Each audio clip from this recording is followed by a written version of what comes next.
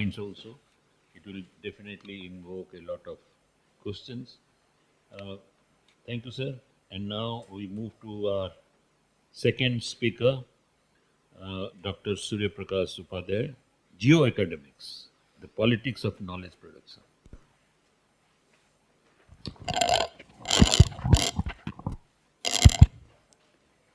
Thank you, sir, and a very good afternoon to all of you, to my teachers, my guides, friends, and students. So I'm very honored that I'm here, and I'm sharing my dais with my teachers, Professor Vijay Sahai, who taught me in my post-graduation, and also with Professor S.M. Patnaik, who had been directly and indirectly have been guiding us throughout. So it's also a privilege to be a part of this gathering, which is celebrating the superannuation of Professor V.V. Sharma and his illustrious career of more than 35 years in the service of the discipline called anthropology. My personal association and interaction with him started last year only, when he invited me to NC to be a part of a panel, and from where I started associating and working closely with him. So now, if I look back at his own career and dedication and the service to the discipline of our fraternity, what is called anthropology, so it is more of a responsibility on us also, with what Professor Patnaik also opened up yesterday, to discuss the contemporary and the future of anthropology for a sustainable future. So this is indeed an important subject and topic on which a variety of ideas and works were presented during this last two days in the seminar rooms, outside the room, in the corridor, and in the porch where we are having our tea and snacks and food. What I'm going to do in the next 15 to 10 to 20 minutes is something important, or rather I would say that is very, very important, what Professor Sahai also stopped at. Perhaps I would like to say that, yes, that's the beginning point for me to go on to identify and to look at what exactly we are at and what exactly we have to do. Just a caution to Alok and to Nandkishore, I'm not going to to expose anyone, though we all know that, yes, we are all qualified, and we always talk about all sort of politics, of the political parties, of business houses, of corporate houses, of different kind of politics, but we hardly talk about our own politics, the politics that we suffer from. One may also recall that, yes, we might have been told a number of times bodies of the work of the Outlook of the Theory of Practice, but we are never told about his book, Homo Academicus, wherein he deals with the politics that goes on within the academia also, or F.G. Bailey, what he talks about the folklore of the academic fraternity. These are very important works, but we hardly refer to that. But what I'm going to do here is not to talk about our own practices, and because it's a personal nature and it's our personality also, that we keep on dealing with each other at different levels. But this is something very, very, very deep, very wide, and in fact, very rooted in the practices that we are at.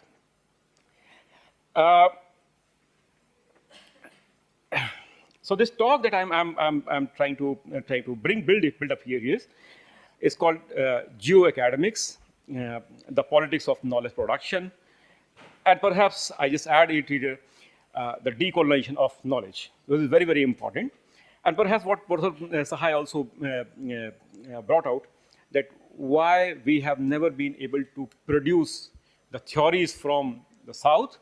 Yes, there may be some regions in our own practices, but it's also to do with the larger politics that lies within the academia also. And if you remember, if we don't invoke the names like Foucault, Habermas, Borde. I think we are not accepted as scholars also. So the very moment we start, we have to, the way we do it in the religious ceremonies, Amuk Devata, Agach, Iha Tishtha, something like we start with our paper with Foucault, with Borde, with Habermas, and with a number of people whose work may not be of much relevance to our context also. But as a part of this practice and the way we have been like doing it, we just inculcate it in ourselves. And also because the kind of the textbook that we have been writing and prescribing, so if we have been like prescribing only William Haviland or Ember and Ember or Harlem Bose or George Ridger, then we can think that yes, why we are not able to produce our own theories, which from India, which itself is a gold mine of the research for the social sciences. You take anything, and what Professor Sai also took it up, that is, you take any field, you will find something better for you to explain. Now, well, the term that I'm using here is the geoacademics.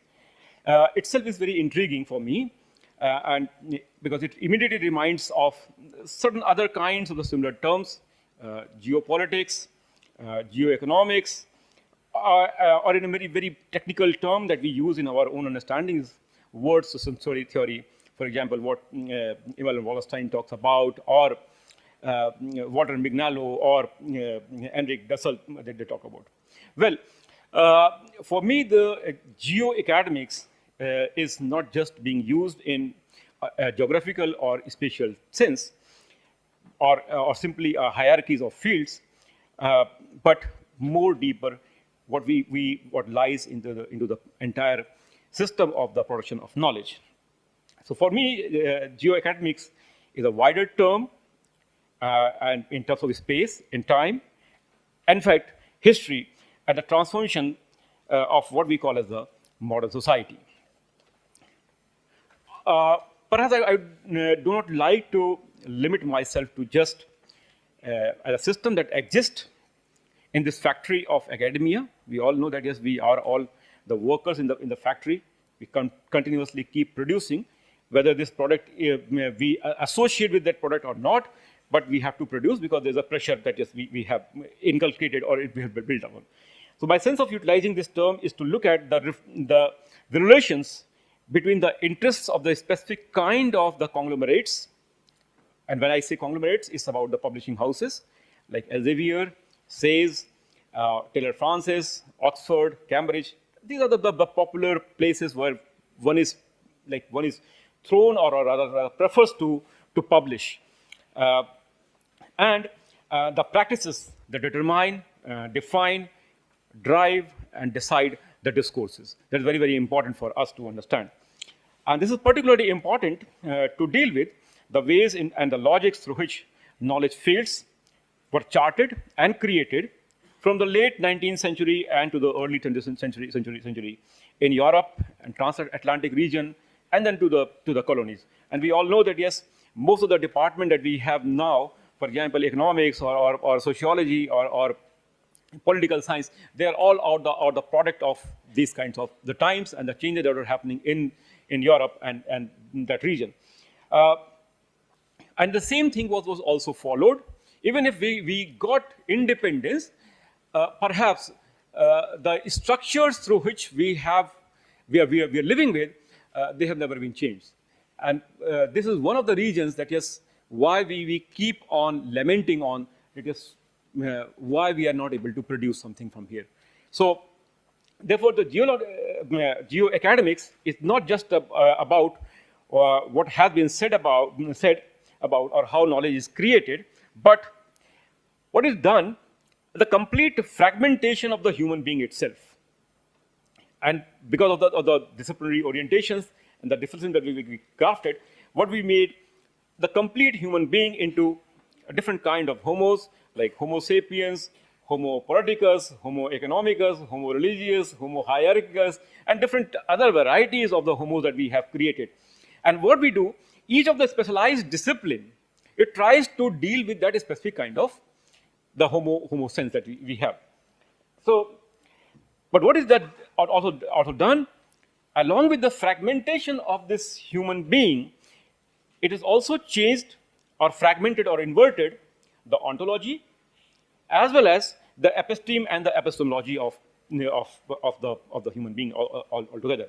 So disciplines become more specialized, and they deal with those particular aspects and the specific aspects of the life.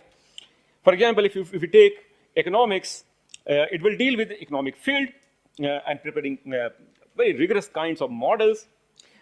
These models may not relate to the actual living also, actual life also, and the way people lead their life with what people do, and their aspirations, and how they achieve their own sense of economic being. Perhaps it may not be dealt by those things, but yes, anthropology is endowed with those kinds of abilities to deal with, which perhaps I will come later on. Similarly, is the origin and shaping of the other fields, which we can call as the disciplines of the political science, of sociology, of philosophy, and linguistics, language. So we know that the charting of the disciplines happened in that very particular time period, and because of the particular kind of the changes that were happening in the West. So while it is important to accept that sometimes specialization and specialized techniques are very important, but to address with very particular aspects of the life of the human being, but it is not the issue actually, because you need specialized knowledge sometimes. The issue is the foreclosure of the dialogues among the disciplines, and perhaps if you remember, from the early 1990s, we started talking about a variety of terms like multidisciplinarity, interdisciplinarity, and now we are talking about the transdisciplinarity. So what exactly we have done through this kind of this knowledge production, that initially we created disciplines, we segregated, we fragmented the knowledge system itself, and then again we are going back to the same thing. It's more of like creating and recreating space for your own products to be marketed in the field. So this practice, so if you look at also when we were growing up, so the very first thing that when we introduced to any of the subjects like anthropology or sociology or anything economics, the very first chapter in any textbook will be what is sociology, what is economics, what are its aims and its scopes and its extents and methods, techniques, and all that. So this practice continued, and we are still continuing with the practice. Even if we are talking about multidisciplinarity or interdisciplinarity or transdisciplinarity. Well, the problem is not with these happy realizations that we have, that one field is insufficient to deal with or address the concerns and the challenges of the human society or the human social life, but the discursive practices that we are in, that are rooted in the West and its academic circles, including its schools, departments, centers, associations, and institutions and organizations altogether. What is significant to note here is, firstly, the West and the modern knowledge system that we are pursuing, it discredits the existing knowledge, techniques, teachings, fields, and systems. And out of this discrediting, it creates its own pathways. But then it comes back to the same thing in a renewed terminologies and the concepts, such as what I just mentioned, multidisciplinarity, transdisciplinarity, or interdisciplinarity. I just go back to the early 90s when we were growing up. The new wave of advertisement was coming up at the time. There was an ad of Colgate, and wherein a pahalwan comes out from the akhada, and he takes out a sugar cane and it just juice, and the sound comes and then background sound comes शरीर के लिए दूध बादाम और दांतों के लिए कोयला, and you take this Colgate. Now the same Colgate, it comes back to us with Colgate charcoal, with a new variety of the discursive practices that are involved in that. So it's not just only about the market that is being developed by the business houses, but it's also, we are also part of the same system. If you remember, like morning I was talking to, I'm just forgetting her name, about the millet. It was considered in the last 40, 50 years, millet became an obsolete food, rather a food of the subaltern also. But if I think Professor can suggest us that yes, in the older times, in your days, millet was a staple food, irrespective of the caste, irrespective of the families and their classes also. So this is how I think we distort the knowledge. This is how we displace the things and we create new things. And then again we find it, yes, there's something problem that lies here. Let's go back to this. So, you know, this spiral that is being created, it itself is very detrimental for the growth or the kind of the aim that we are trying to create for ourselves, to create happy, healthy, and prosperous life. So, the outcome that we have of this kind of practices, it just not remains only at that level of advertisement or the business practices, but it also changes and disrupts the institutional systems by defining and determining what is appropriate knowledge. It not just changes the episteme, but also the locations of the production of the knowledge itself. And we know that, yes, how the knowledge has, the axis of knowledge production itself has changes from the Asian societies to the West.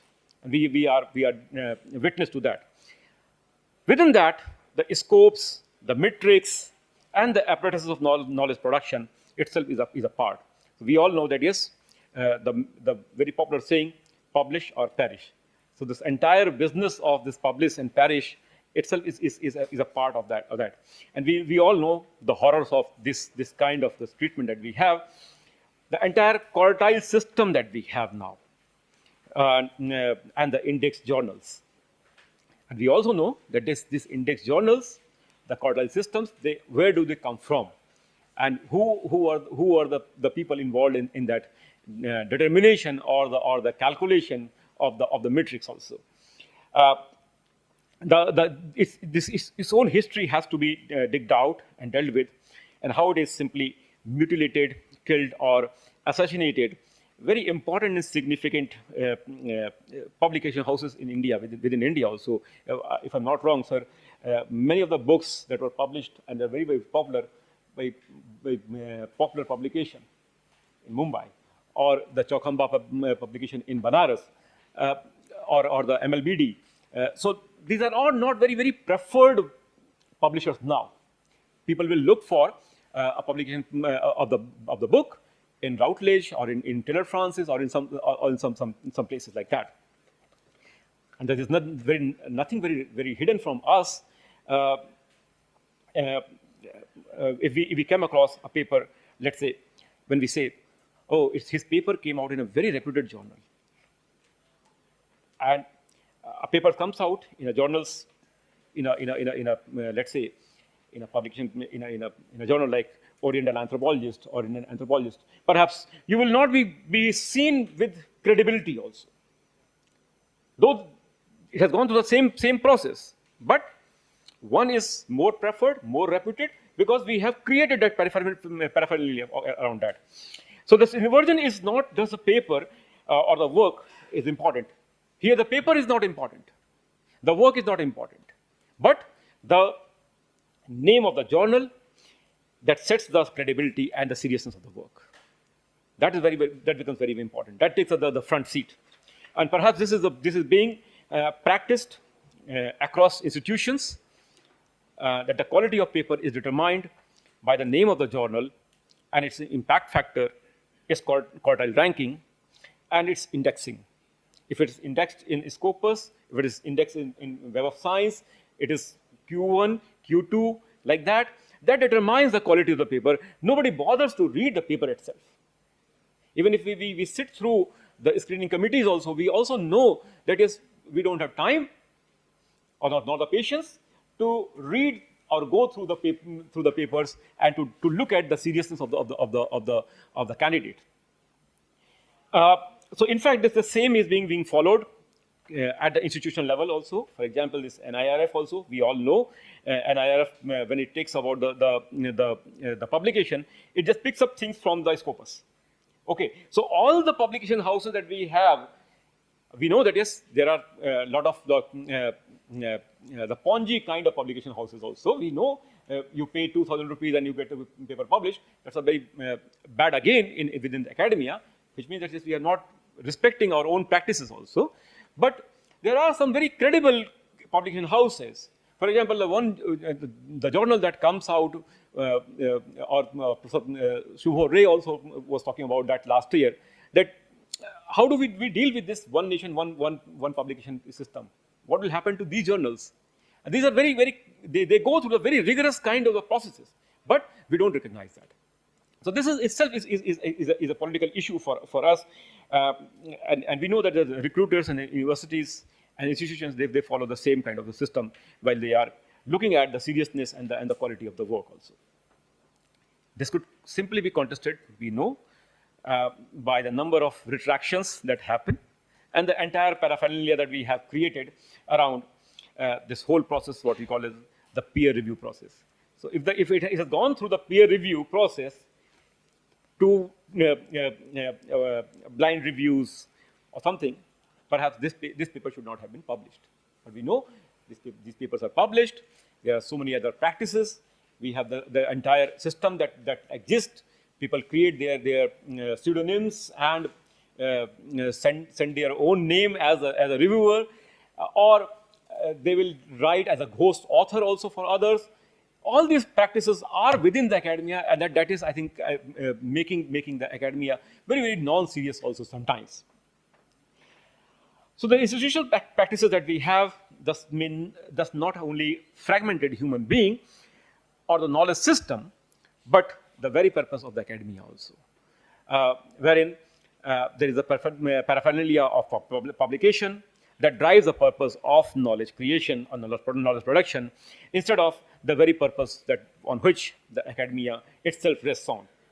Lastly, I would say that anthropology has much a bigger role to play in these times, and the discipline with its kinds of the tools, for example, the ethnography, it not only makes us very patient, but also very sensitive to the practices of knowledge, wherein we recognize, value the knowledge of the people.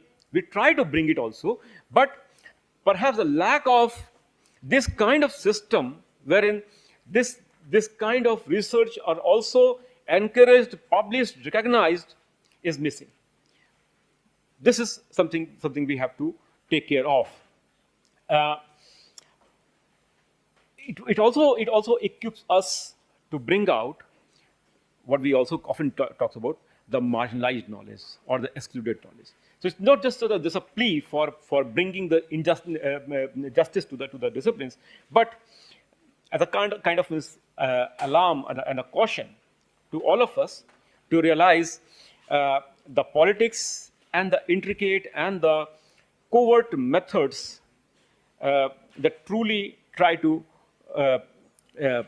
hierarchize and colonize knowledge systems. So the major task that we should be at is to simply contest these kind of practices, these kinds of institutions that is structured and are part of this knowledge system. So with this kind of realization, let me conclude that this epistemic injustice or the institutional structures and their practices, let us also chart a very transformative pathways for ourselves, which is not just a demand for inclusion, but a creation of the episteme itself, which recognizes, which values, which gives credibility to the knowledge of that exists around us.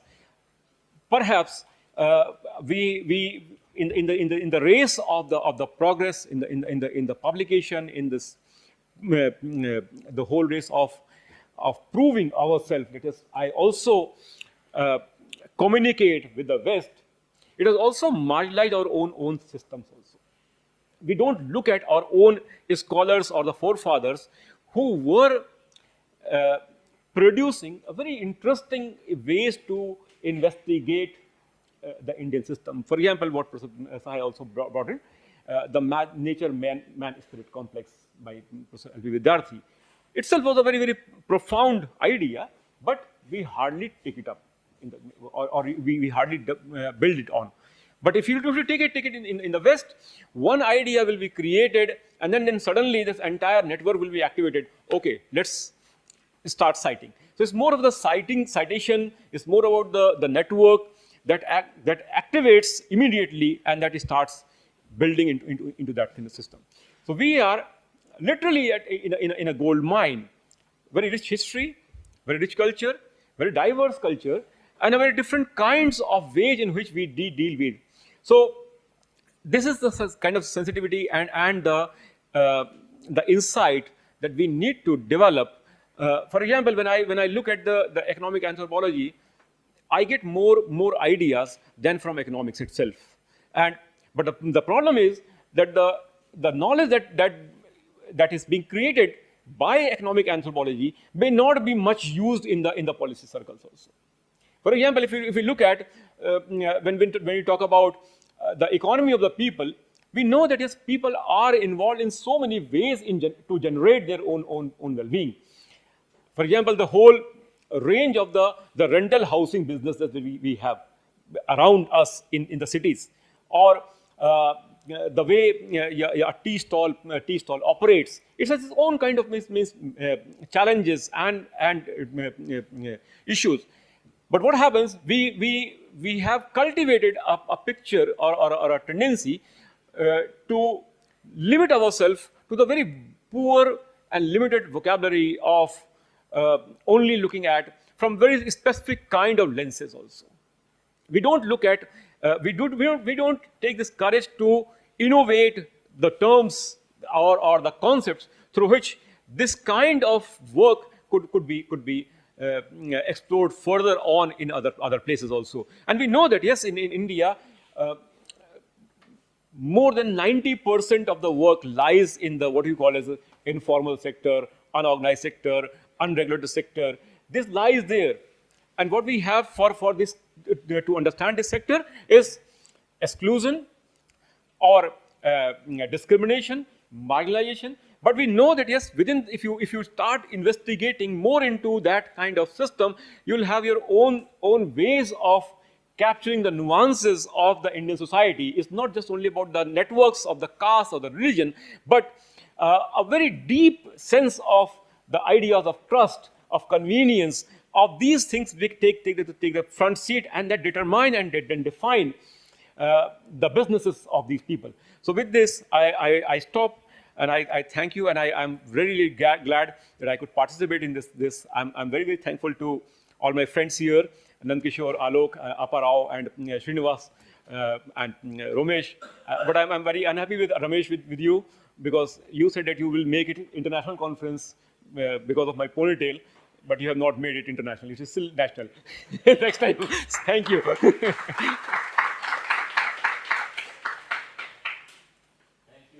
Dr. Upadhyay, I think you made very important point in continuity with what Professor Sahai has raised.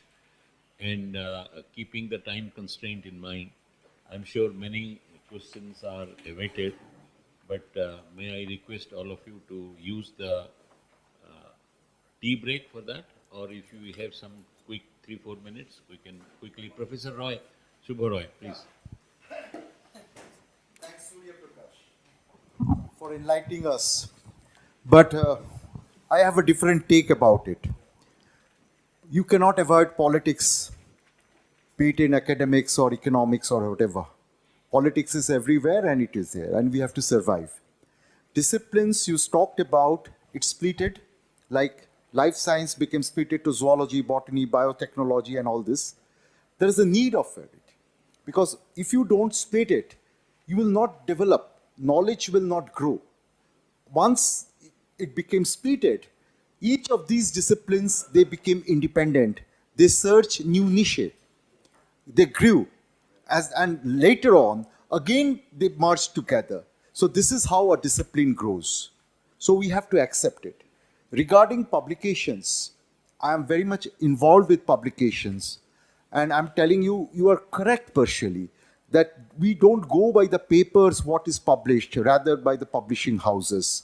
But the other fact is, good publishing houses, they have a rigorous peer review process, right? Their editors will never allow any trash to pass, right? And they show professionalism, which many of us cannot in Indian system, right? I'm not talking about Indian system, but other cars. And there are three kinds of journal publishing houses. First, a society type of body who publishes, who are non-profit making organizations. University press. Third is your Taylor Francis, the corporate bodies. Yes, corporate bodies, the compromises. And I agree to you what you are saying. But there are some good publishing houses which publishes quality journals and they do not compromise. And they judge each manuscript based on the submitted manuscripts, whatever. Your manuscript may be very good, but compared to the other submitted manuscripts, you don't have that age to it. So we have to accept this politics and we have to grow. And how we can grow, that's a big challenge. And by rigorous research and rigorous understanding of the discipline, we will be able to grow. Thank you. Just take quick questions and then the paper readers can reply together. Alok. Sorry, I don't have, it's just an observation. I think both the speakers have given a lot of insight. But I think we have to also realize that this obsession with theory, and I teach theory by the way, this obsession with theory, I think there's a turn in the social sciences also that we don't have to aspire for theory, because theory leads to other kinds of processes of knowledge construction, which has implications. On the idea of how do we, because you also alluded to the usage of certain scholars, which I get you and I agree. But I think we need to look at them as what kind of tools do they offer to reflect on this reality that we are entrapped in. Now, if these concepts and tools are not sufficient, so it's not enough to say that it is unacceptable or not desired, but then we need to give an alternative tool to interpret that process. So fair enough, we don't want to use discrimination, we don't want to use marginalization, and I'll stop with that point. Then, what is the nature of the lived reality in the Indian context that you want to capture that process to talk about that phenomena that is occurring? And therefore, I think it comes down to the practice of anthropology as well. How do you capture that nuance? Is it going to be a linguistic terminology, whether it's a signifier or the signified, or do we talk about it in robust processes? If we are not able to develop that, which is coming from the ground reality, then we need to accept what is in circulation and to extend that. I don't think it's a counter to you, but just my thought in what you have said. Thank you.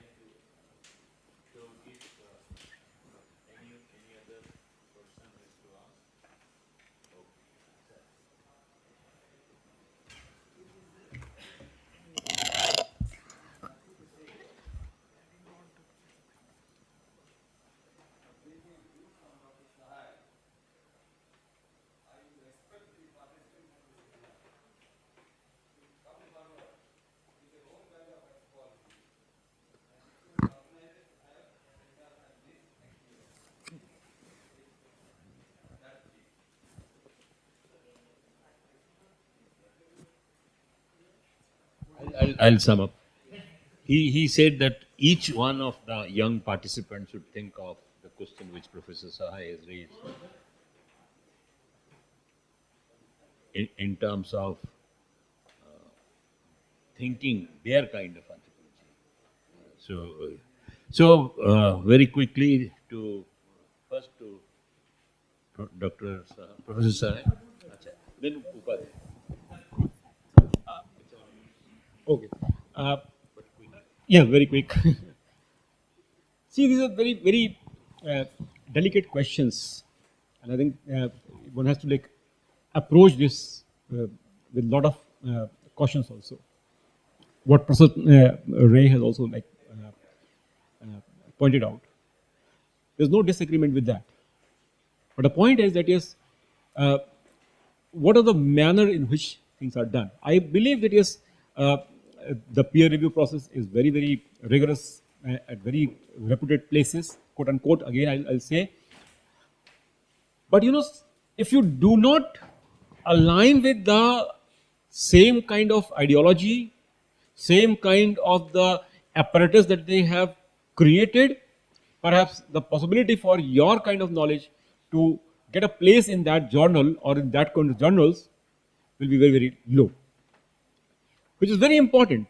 For example, if you take let's say a journal called Urban Studies, if you send the paper, if you do not cite these kind of people who are sitting in this editorial board or the advisory board, it's quite likely that yes, your paper will not be.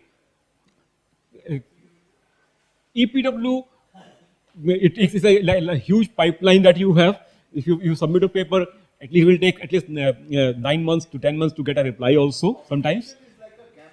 So, you know, so the point is that yes, the country being such a wonderful place for us, a huge number of scholars that we have, and we don't have any one single credible publishing house that competes to that level. That is the main point over here also, which is very important because our own journals that are doing very good job, but we don't give the credibility to that. In fact, if you publish in let's say, and that's why I mentioned because I publish in both the journals, in Indian Anthropologist also and in Oriental Anthropologist also. It went through the same process, what I get from other places also. But the notion that you have, okay, Oriental Anthropologist, that is the kind of the mentality that I think I'm trying to talk about. Yes, घर का मुर्गी दाल के बराबर. So that's why I said international next time. So I think very quickly I'll wind up. Two of them have raised fundamental questions about contemporary anthropological practice. The question revolves around that should we run after the theories? And I remember one famous Oxford professor reminding the young scholars not to run after two things, buses and isms, because there will be another one after every 10 minutes. He has said about three things. I will not talk about the third thing. You can imagine. So don't run after, because there will be another one after every 10 minutes. But theories are not entities to be run after or searched. They are templates, explanatory device to make things meaningful. If a theory is helping us to understand the phenomena better, there is no need to turn away from it. But if that theory needs a tweaking in the context of lived reality of Indian scenario, we need to do that. So I will conclude by saying what Professor Sahai has said, that if Indian anthropology is bereft of the theories, and if the theories has their own politics, I would like to draw our attention to two binaries. Number one, how the world anthropology is situated vis-a-vis Indian anthropology, or how Indian anthropology is situated vis-a-vis world anthropology. Now, where is the hierarchy, or how we have been part and parcel of this lived hierarchy? This binary needs to be deconstructed, understood, and carried forward in a transformed manner. The second binary is anthropology versus the other disciplines, what Professor Upadhyay was talking about. That how psychologists, political scientists, economists, they are using anthropological theories, management specialists, culture studies. They're using anthropological theories without recognizing it. Liberal arts. So, the interface between anthropology and the other disciplines in terms of a theoretical dependence or theoretical enrichment or theoretical symbiosis needs to be discovered. And I think one of the best place would be, the School of Social Sciences in Hyderabad should find out an opportunity to know how different epistemes are produced in different disciplines, and they travel across the borders of other disciplines and find a different name. And that is what if our young scholars are able to understand it, they would be really contributing to the enrichment of Indian anthropology. The last point with which I will stop, that when we talk about the, the theory as the point of departure and discuss these two binaries, we should also talk about the politics of politics of the knowledge production, what Professor Upadhyay has said, and how this politics of knowledge production has an agenda behind the knowledge sharing and transmission through international conferences. And that is what Professor Sahai was talking about. We must understand what is the hidden agenda behind this politics of knowledge production, transmission, sharing, and then there is some kind of latent design into it. Westerners have created the indices to measure excellence, and we have faced it in a very different way. But such indices needs to be questioned, challenged, not in a way to create fundamental fundamental sensibilities, but to surpass the existing excellence. What I'm trying to say is that we should not say that others have not quoted us. We should be worthy of contributing something that others will quote us. But we should not run after only the Western brands. And and and what Professor Subho was mentioning is definitely a very, very serious concern, that unless we develop the system into place and unless we talk about those kind of peer review processes, we will be dreaming and not executing anything. But the last point is, which more interesting point which Professor Sahai has raised, that what are the qualities of a good anthropologist? And one of the qualities which I just learned from Surya is that, which I never realized, that ethnography builds in patience. And when you do ethnography, you nurture patience, and patience becomes embodied in you. That's a very beautiful way of saying it. And that is what Professor Sahai was asking the question, that what are the good qualities of, or qualities of becoming a good anthropology. So maybe we need different forum, different discussion groups to discuss about these two important points, that what is my kind of anthropology and what is the anthropology kind of person that is needed. And both are mutually gelling well. Whether after these two have encountered, let them decide whether they should run after the theory or not. Thank you all, and I congratulate Professor Sharma for becoming a context in which we are able to discuss all these points, all his life and works. May God bless him more and give him more laurels. All our best wishes, sir. Thank you so much for facilitating such vibrant discussion, sir. And now I request Professor Vijay Sahai, sir, and S.M. Patnaik, sir, to felicitate Surya Prakash, sir.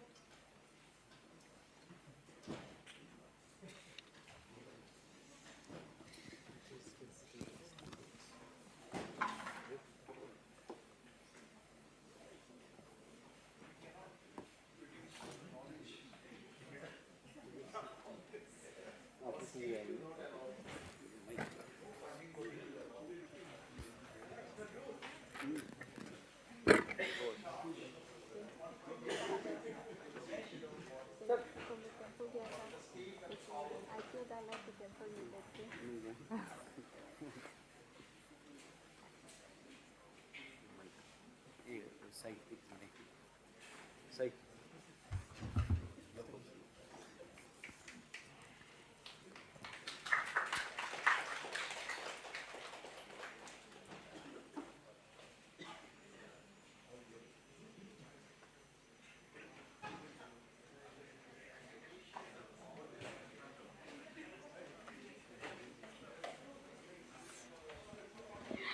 And now we'll take a small break, small tea break, and please join us for a vibrant round table with almost 10 anthropologists.